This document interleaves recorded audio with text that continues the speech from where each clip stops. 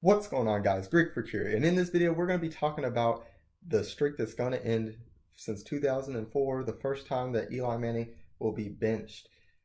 And very much we have to sit there and very much think about the longevity of being able to stay at active quarterback for that long of a period of time. Now, many people are talking about the fact that whether or not he deserves to be benched due to poor play. First of all, I'm here to directly say the fact that he doesn't deserve to be benched as far as this year. Now, to move on from Eli Manning is understandable, being in the Giants situations, to look for a newer talent considering their top draft picks is probably going to be coming up with their terrible record that they have so far. Being eliminated from the playoffs, they're going to bench Eli Manning for Geno Smith. Somebody that very much we've already seen, the stats are not very good for it, and it's just something that was very unexpected. Even for them to replace him with the rookie that they do have, we understand the fact there's no chance of them making the playoffs. That Eli Manning definitely has done enough for that franchise, with winning 2 Super Bowls in very much clutch situations against the New England Patriots, to deserve to have a continuation of what's actually happened to him. And I'm going to go in more detail into that. The excuse that has come up with the Giants of the lack of success in the season so far is now being brought down to the quarterback being Eli Manning.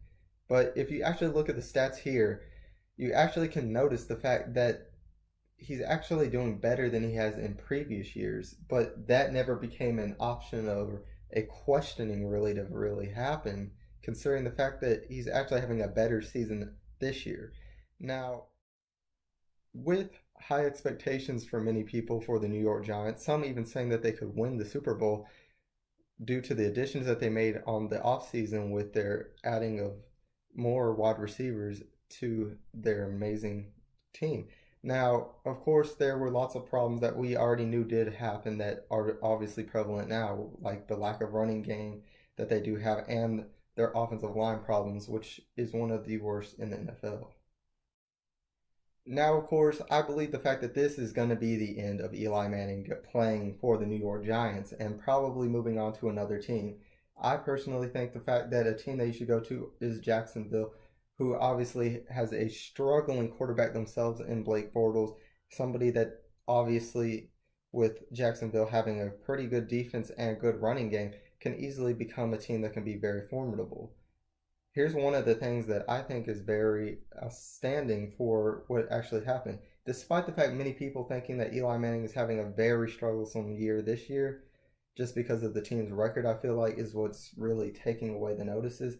Here's the comparison between Peyton Manning in his final year and Eli Manning this year so far. And as you can see, very much the difference is Eli Manning's even doing better.